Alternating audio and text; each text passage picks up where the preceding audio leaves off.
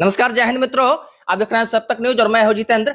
हमारे बगल में चंपारण और बिहार की कहें या तुर्कोलिया की कहें, वह बेटी है, नाम है इनका नगमा, जिन्होंने 67वीं बीपीएससी में 52वीं रैंक ला करके और एसडीएम के पद पर चयनित हुई है। और इस सफलता से इनका मायका घराना हो या ससुराल घराना हो या दोनों क्षेत्र हो, दोनों को गौरव होने का मौका मिल रहा है और दोनों परिवार में खुशी का माहौल है। सुबह से ही बधाई देने वालों की तांता लगी हुई है। हम भी आए हैं इन लोगों से बात करने के लिए। मेरे बगल में जो नगमा है, या इनके हस्बैंड हैं और नगमा के पापा जी हैं। सबसे पहले हम बात करेंगे नगमा से। सबसे पहले आपका स्वागत है मेरे चैनल में और बहुत बहुत बधाई है इसके लिए। जी, बहुत शुक्रिया मुझे अपने चैनल पे इनवाइट करने के लिए। हम सबसे पहले आपसे एक सवाल रहेगा कि वैसे यूथ जो आप लोग के जैसे थीम रखते हैं, उन लोग का सोच रहता है कि नहीं हम भी किसी ऊंचे प्रशासनिक पदों पर चयनित हों, और बीच में है उनका रास्ता जो कहीं ना कहीं भटक जाता है, उन लोगों के लिए आपके पास क्या दो शब्द होगा? देखिए, असफलता तो रास्ते में आएगा ही जब इतने बड़े एग्जाम की आप तैयारी करते हैं तो मुझे लगता है कि आपका जो वाई है ना, कि वजह क्या थी इस सर्विस में आने की, वो बहुत ही स्ट्रांग होना चाहिए। आपकी वजह बहुत स्ट्रांग होनी चाहिए। अगर आपका वाई स्ट्रांग होगा ना, तो वो आपको खुद ही मोटिवेट करेगा और आपको इतनी एनर्जी देगा कि उस असफलता से आप बाउंस बैक करिए और वापस से अपने काम में लग जाइए। तो मुझे लगता है कि जो भी इस सर्विस में एस्पायर कर रहा है आने को, जो भी लड़का या लड़की कोई भी युवा है, वो सबसे पहले अपनी वजह ढूंढे कि वो क्यों यहाँ पे आना चाह रहा है। जैसे कुछ लोगों का होता है कि उनको जॉब का चार्म जो है वो चाहिए होता है, डाइवर्सिटी काम का चाहिए। कुछ लोग उसका ग्लैमर देख के अट्रैक्ट होते हैं कि प्रेस्टीज है, ये सब है। तो अगर आप छोटी मोटी वजह, ग्लैमर की वजह से, पैसे की वजह से आएंगे, तो ये जॉब, ये जो एग्जाम का जो कठिन परिश्रम है ना, इसमें आप बहुत जल्दी डिमोटिवेट हो जाएंगे। लेकिन अगर आपकी वजह बहुत स्ट्रांग है, अगर सोसाइटी में कुछ कंट्रीब्यूट करना चाहते हैं, बड़ा प्लेटफॉर्म चाहिए लोगों के लिए काम करने, तो इस तरह की वजह लेके आएंगे, तो हमेशा जब भी आप डिमोटिवेटेड फील होंगे तो आप अपने आप से पूछेंगे कि हम यहाँ आए ही क्यों थे। तो वो वजह आपको इंस्पायर करेगा काम करने के लिए और मेहनत करने के लिए इंस्पायर करेगा। कहना है एसडीएम नगमा जी का।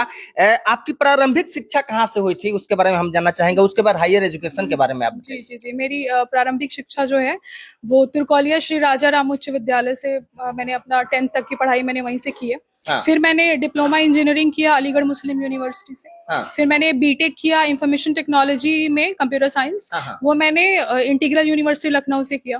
फिर मैंने अपना मास्टर्स जो किया, मैंने मास्टर्स इन टेक्नोलॉजी, वो मैंने किया अलीगढ़ मुस्लिम यूनिवर्सिटी से, कंप्यूटर साइंस एंड इंजीनियरिंग में। उसके बाद ये जो है बीपीएससी का सफर मेरा शुरू हुआ था। अच्छा, कैसा, कब आपको लगा कि नहीं हमको सिविल सर्विस की तरफ अट्रैक्शन आपका कब हुआ, इसके बारे में? जी, मास्टर्स में पहले तो मेरा ये गोल था, मास्टर्स करने के पीछे जो मेरा रीजन था वो ये था कि मुझे प्रोफेसर बनना था।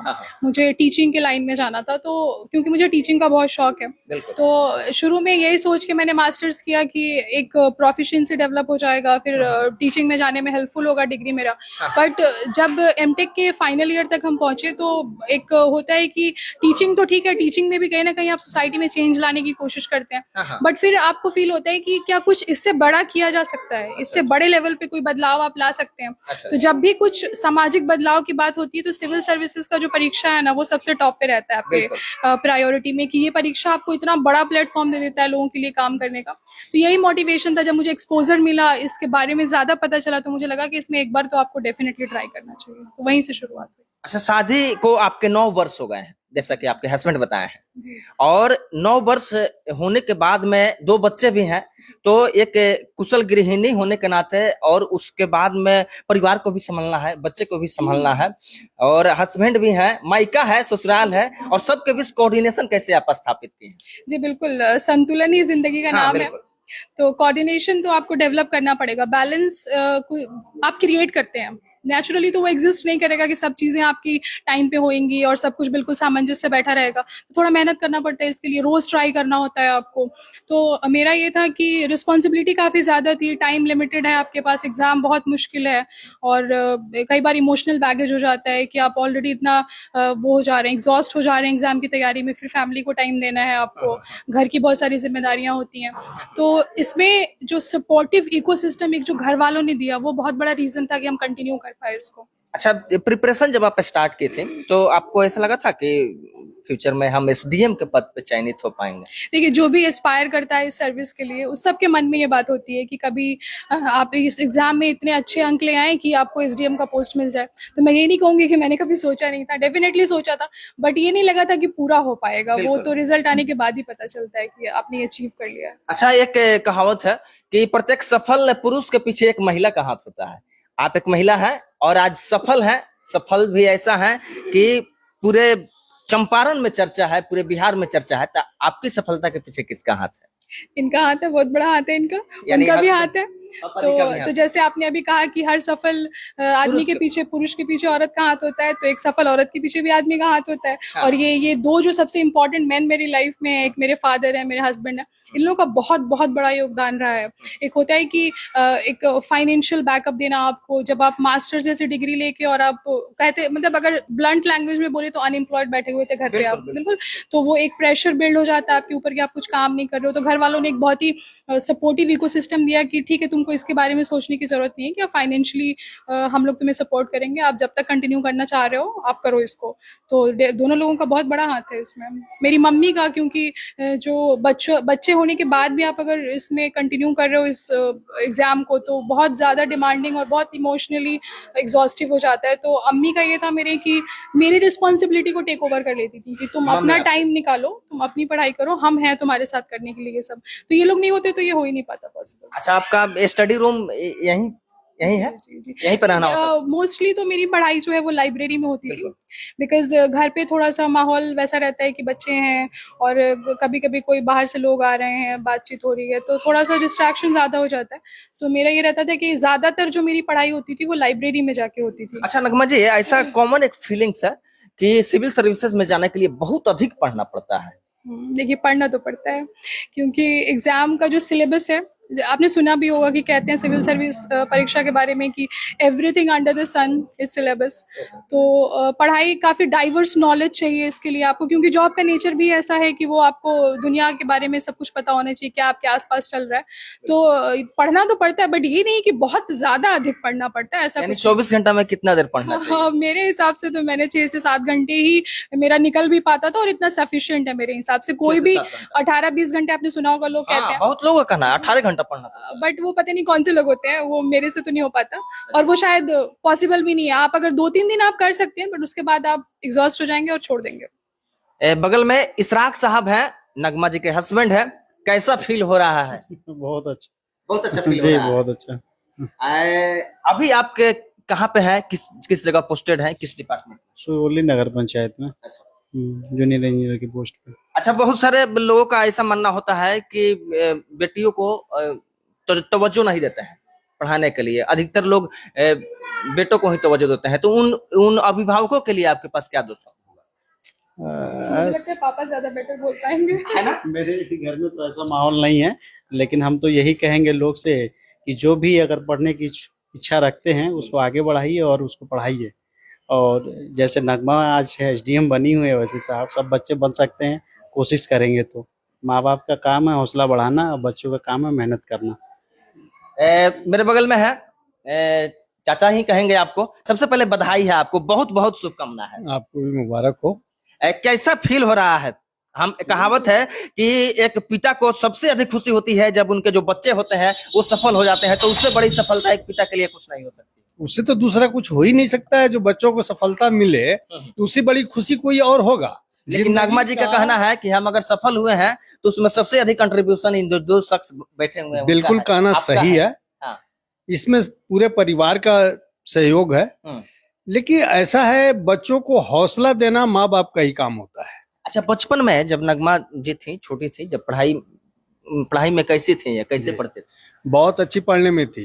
हाँ। बहुत लगन के साथ पढ़ती थी। वो अपना काम जो है स्कूल से आई और खाना खाने से पहले बिना खाए हुए बैठ करके होमवर्क पूरा करके तब खाना खाती थी। हाँ, हाँ, बचपन में ही। बचपन में ही उसको बहुत शौक था, हर चीज का शौक था, लगन बहुत ज्यादा थी।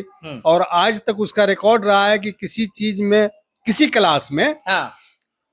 एक नंबर 1 पर रही है, 2 पर नहीं आई कभी। हमेशा हमेशा पूरे पढ़ाई में इसका मास्टर डिग्री तक हमेशा आगे रही है। और कोई चीज का हौसला देख करके माँ बाप जो है उसके पीछे पड़ता है। हाँ तो बच्चे जो हैं जब उस लायक के होंगे तो माँ बाप जरूर उसको गाइड करेंगे।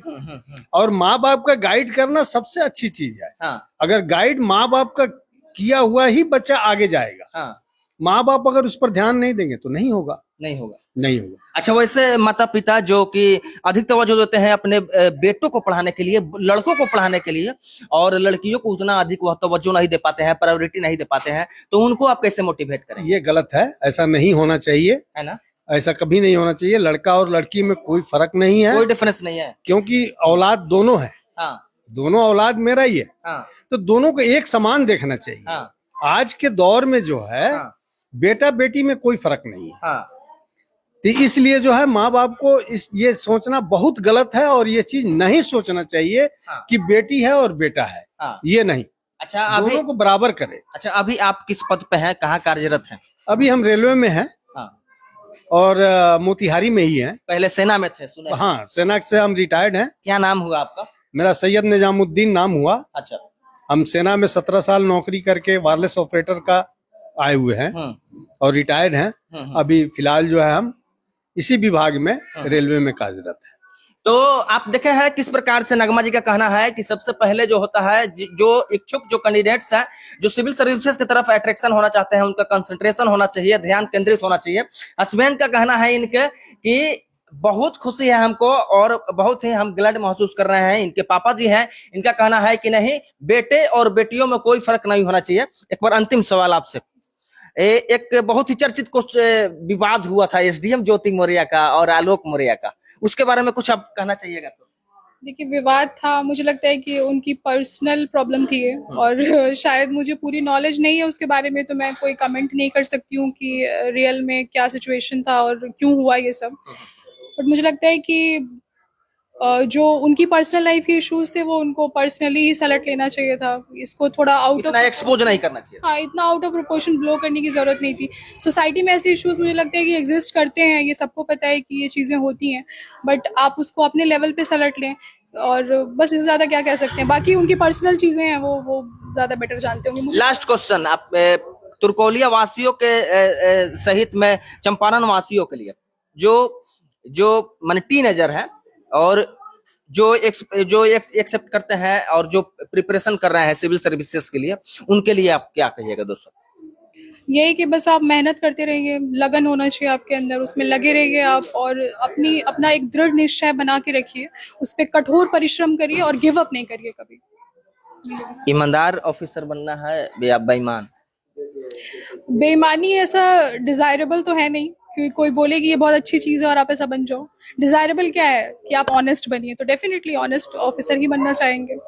तो आप देख रहे थे मेरे बगल में नगमा तबस्सुम जी थी, और इनका 67वीं बीपीएससी में 52वीं रैंक आया है और इनको एसडीएम के पद पर चयनित होने का मौका मिला है। और इस तरह से चंपारण सहित मोतिहारी हो या इनका मायका यूपी बस्ती में है, वहां भी लोगों को गौरवान्वित होने का मौका मिल रहा है और पूरे क्षेत्र में खुशी का माहौल है। बाकी आप तमाम लोग से हम चाहेंगे कि इस वीडियो को शेयर कर दीजिए, उन लोगों तक पहुंचाइए जो लोग इच्छुक रहते हैं और प्रिपरेशन करते हैं बीपीएससी के लिए, यूपीएससी के लिए। आप तमाम लोग क्या सोचते हैं इन डिबेट के बारे में, अपनी प्रतिक्रिया बताइएगा। मिलते हैं अगले न्यूज के साथ। जय हिंद, जय बिहार।